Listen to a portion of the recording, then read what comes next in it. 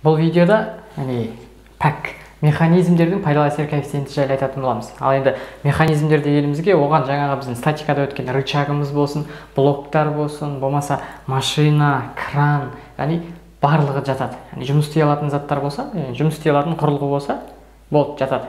Бір энергияны түрлендіріп, екінші бір жұмыс істейтін зат болса, сол механизм болады. Ал енді ол механизмдердің жұмыстарын екі түрге бөлуге болады. Толық жұмыс және пайдалы жұмыс деп бөлеміз. Мысалы, пәктің формуласы десе бәріне автомат түрде жазып бере салады. Пайдалы жұмысты толық жұмысқа бөліп, 100%-ға көбейте саламыз. Енді мынаны 100%-ға көбейтпесек те болады, бірақ көбейтіп пайызбен пайдалы әсер коэффициенті көрсеткен ең жақсы ыңғайлы. Ал енді мына жердегі пайдалы жұмыс дегеніміз не? Пайдалы жұмыс деген не? Мысалы, пайдалы жұмыс дегеніміз бізде мына ящикті, бір мынадай массасы М ящик бар, соны көтеріп мына жаққа апару керек. Мына жаққа апару керек. Бізге пайдалы жұмысымыз мынаның көтеріліп мына жерге барғандығы болады. Енді біз оны мысалы мынандай бір машинаға салып алып бардық. Мынандай КамАЗға салып алдық та бардық. Мына жерден алдық та ана жаққа апардық. Енді толық жұмыс дегеніміз ол мына КамАЗдың құртқан энергиясы, құртқан жұмысы. Мына жерде ол КамАЗды қайаққа жұмсалып жатыр жұмыс. Мына жерде мына үйкеліс күшін жеңуге жұмсалып жатыр. Оның ішінде үлкен мотордың ішінде небір валдар бар, кардан деген сияқты, ауа кедергісі деген сияқты әр түрлі энергиясын басқа жаққа құртады. Мынау КамАЗдың өзге КамАЗға берілген мысалы жалпы толық жұмыстың немесе толық энергияның ол біраз бөлігін ғана мына пайдалы жұмысқа істетеді. Мынау толық жұмыстың бір епі пайдалы энергиясы ғана мынаны көтеруге кетті. Сонда мына КамАЗдың ішіндегі бүткіл энергияның жұмсалуы ол толық жұмыс болады. Ал пайдалы жұмыс деген мынаның ар жаққа барғандығы. Соны мына бөлессек, біз мына КамАЗымыз қаншалықты тиімді екендігін шығарамыз. Мына КамАЗға мысалы 100 мегаджоуль энергия берсек, ол оның 100 мегаватт энергияның бір 50 киловаттын ғана пайдалы істейтін болса, онда мынау таза шығын, мынаның пәгі төмен деген сөз. Мына КамАЗды қолданған дұрыс емес. Ол онша тиімді емес, энергияны босқа шығындайды. Бізге барынша пәгі жоғары механизмдерді пайдаланған жақсы. Мысалы, не істейсің? Сен бір Алматыда, мысалы Астанаға дейін машинамен бардың. Сенің машинаңа, мысалы, энергия бердің деген қалай ол? Сен оған бензин құясың. Бензин жанған кезде соның жылу энергиясының әсерінен машина қозғалады. Сен Алматыдан Астанаға дейін, мысалы, бір 200 литр бензин құртатын машинамен бардың. Ал енді екінші машина, ол 50 литрмен мысалы бара салды Астанаға. Қайсысының пәгі жоғары? Ол ана 50 литр құртатындығы жоғары. Себебі ол тиімді пайдаланады энергияны. Сондай механизм ол. Барынша бізге пәгі жоғары керек. Ал енді пәгіміз бізде мысалы ең 100% тиімді деген ол, мысалы ешқай жаққа энергияны шығындамай тура соған ғана пайдаланып жүру ғой. Ондай ол мүмкін емес. Ондай болатын болса, онда мәңгі қозғалтқыш жасауға мүмкін болатын еді. Мәңгі тоқтамай толтыра беретін қозғалтқыштар жасауға болатын еді. Бірақ ондай жасау мүмкін емес. Пәк ол всегда кішкентай болады бірден. Бірден кішкентай болады. Енді бірге жақындатып, барынша шексіз жақындата беруге болады, бірақ бір болмайды екен. Енді бірге ең жақын деген ол сағаттар. Сағаттардың механизмдері барынша бірге жақын болады. Мысалы, ешқандай батарейкасы жұмыс істейтін болады ғой, ешқандай энергия шығындамай. Солардікі барынша бірге жақын болады. Бірақ бір бола алмайды.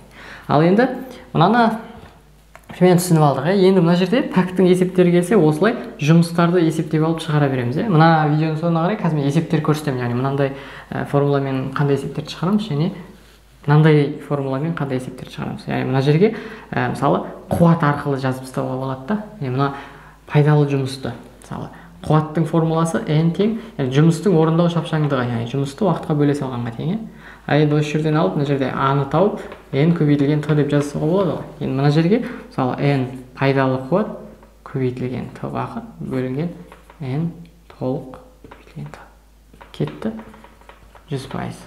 Сонда біз формуланы n пайдалы қуатты толық қуатқа бөліп, тең тағы бүйтіп шығарып тастауға бола береді екен. Формулада формула ары қарай шығарып кете беруге болады. Немесе, мысалы, мына жерден алдық та, мынаны ары қарай бөлектеу болады. Мына жерде керісінше мына былайынан өзгертпей, А дегеніміз мысалы F күштің әсерінен бір S жол жүрді. Т уақытта. Енді мына жерде S-ті Т-ға бөлсең, ол жылдамдық шығады ғой, F көбейтілген V. Осылай түрлендіріп кетуге болады. Қуатты F көбейтілген V деп, мына жаққа мысалы F көбейтілген V-ны жазып, солай-солайынан шығара беруге болады. Есептер түрлендіріп. Ал енді дұрыстап осыған қатысты есептер көрсетейін. Мынандай есеп берілген.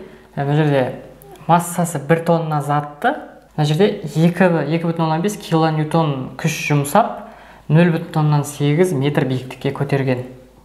Бір тірек, рычаг бар, соның көмегімен көтерген. Енді 0,8 метрге 1 тонна затты көтеру үшін мына жағына барып 4 метр жол жүріп басу керек. Механиканың алтын ережесі ғой, күштен отқан келіп жатса көбірек жол жүресің деген. Енді бізге сол рычагтың мына пайдалы әсер коэффициентін, пәгін табу керек.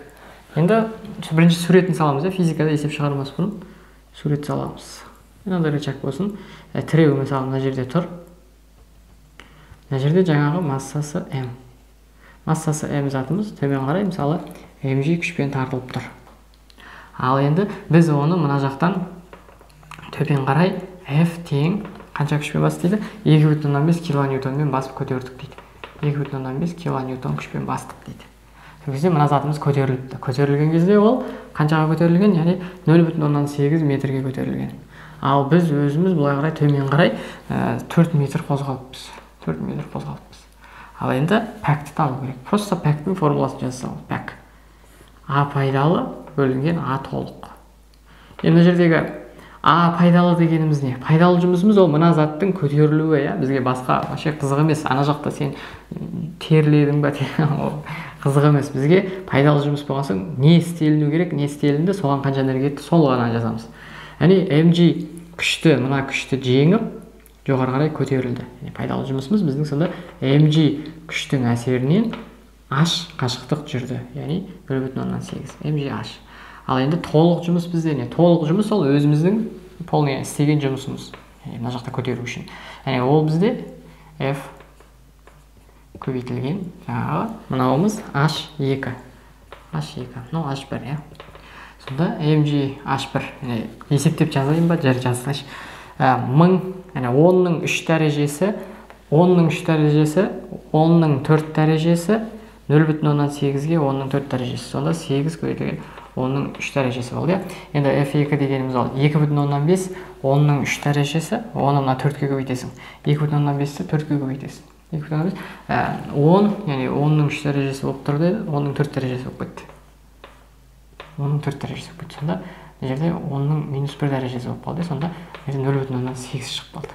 Ал енді процентпен жазатын болсақ 80% болады. 100-ге көбейтесің. Мына жерде жауабымыз сонда 80%. Мынау енді бір қарапайым болды. Енді мынадан кішкене басқаша түрлендіру, кішкене көбірек есеп көрсетейін. Енді мынандай есеп берілген. Мына жерде кран берілген. Яғни кран ол 8 сағат жұмыс істейді екен. 8 сағат жұмыс істегенде ол 3000 тонна затты 9 метр биіктікке шығара алады екен.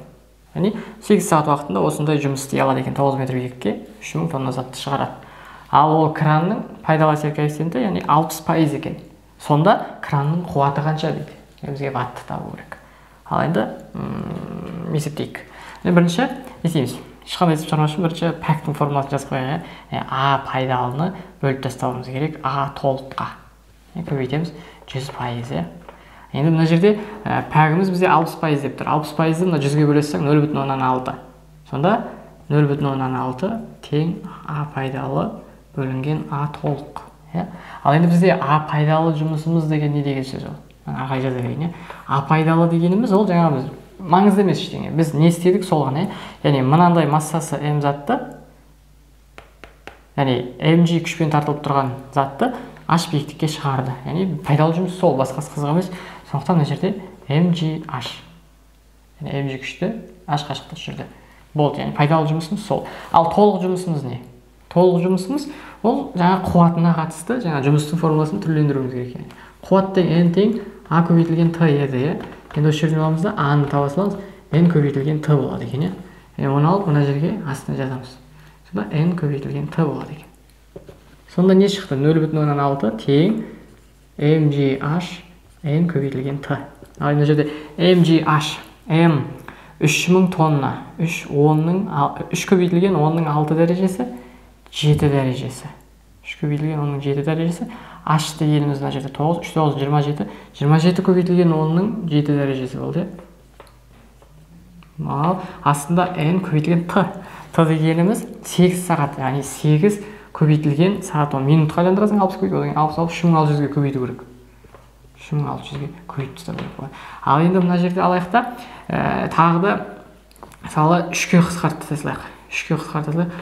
Мына жерде 9 болсын, мына жерде 4 9 36 болсын, 4000. Енді 4 8 32, 4 32 деп. В общем, мынаны бөліп кет дейсің ғой. Жауабына қарай салайыншы.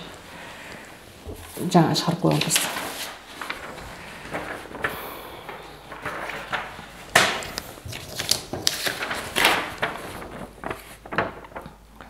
В общем, соңында мынаны бөліп орындадым да, мына жерден n-ді таптым ғой, n-нан басқаның бәрі берілген.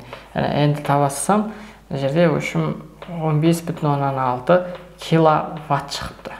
Болды. Ананың бәрін қайтадан ол шығарып қойған есепті. Қайтадан бөлгенге жылайын жоқ. В общем, түсінікті, иә?